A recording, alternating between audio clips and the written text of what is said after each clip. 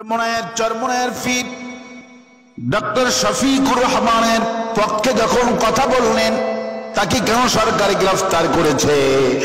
পরের দিন দেখলাম চরমনায়ের পীরের মাহফিলে 144 ধারা করা হলো, 144 জারি করা হলো। এখন বুঝতে পারলাম ওরা কোরআন তেলাওয়াত করো আর পীরগিরি করো, কোনো আপত্তি নাই।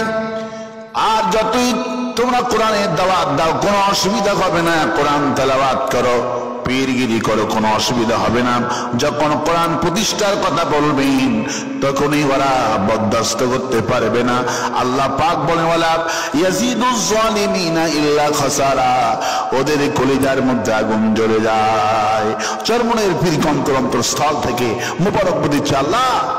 এই দেশে যত চরমনায়ের পীর আছেন, যত পীর শর্ষিনার পীর, ফুরফুরার পীর, যত হকপন্থী পীরগুলি আছেন, আল্লাহর ওলিরা কিন্তু বসে বসে খান নাই। শাহজালালের তরবারি এখনো সাক্ষ্য দেয়, শাহজালাল আমিন রহমাতুল্লাহ আলাইহি গৈর গোবিন্দের সঙ্গে এই তরবারি দিয়ে মোকাবেলা করে আল্লাহর কোরআন প্রতিষ্ঠা করেছিল। সুতরাং নামাজ পড়লে জান্নাত হবে না, তসবির মধ্যে জান্নাত নাই, টুপির মধ্যে জান্নাত নাই। আল জান্নাতু তাহতা জিলালিস সুয়ুফ, তরবারির ছায়াতলেই জান্নাতুল ফিরদাউস।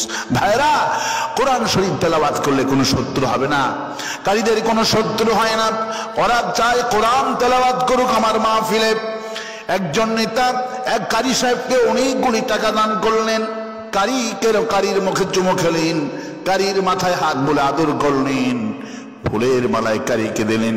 আমি চিন্তা করলাম, কারী সাহেব যে কোরআনে কারীম থেকে তেলাওয়াত করে উনি এত আদর যত্ন পালেন, আমিও ওই আয়াতে কারিমা থেকে যখন তাফসীর করা শুরু করলাম, আমাকে বলল এই বক্তার বাড়ি কোথায়, লিস্ট করো, এই বক্তা রাজাকার হয়ে গেছে।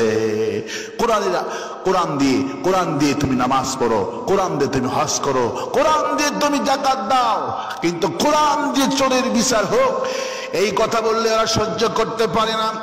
ওরা কোরআন দিয়ে নামাজ পড়বে, কোরআন দিয়ে হজ করবে, কোরআন দিয়ে যাকাত দিবে, কোরআনের সব কথা বললেই ওরা আমলের কথাগুলি বললে মানবে, কিন্তু কোরআন দিয়ে বিচার ব্যবস্থার কথা বললে ওদের কলিজার মধ্যে আগুন জ্বলে। আল্লাহ পাক বলছেন ওয়ালা ইয়াজিদুজ জালিমিনা ইল্লা খাসারা, ওদের কলিজার মধ্যে শুধু আগুন জ্বলে যায়। আর মুমিনদের ব্যাপারে হয় উল্টো, মুমিনরা আয়াতুহু জাদাতহুম ঈমানা ওয়া আলা রাব্বিহিম ইয়াতাওয়াক্কালুন, মুমিন যত কোরআন শুনে, আয়াতে কারিমা শুনে, আল্লাহ পাক বলেন আমি মুমিনের ঈমান তত বাড়াইতে থাকি। মুমিনদের ঈমান বাড়ে, মুমিন কোরআন শুনলে ঈমান বাড়ে। আর কাফেররা কোরআনের তাফসীর শুনলে ওদের কলিজার মধ্যে আগুন জ্বলে, কোরআনের বিধানের কথা শুনলে, কোরআনের সমাজ ব্যবস্থার কথা শুনলে কলিজার মধ্যে আগুন জ্বলে। আল্লাহ পাক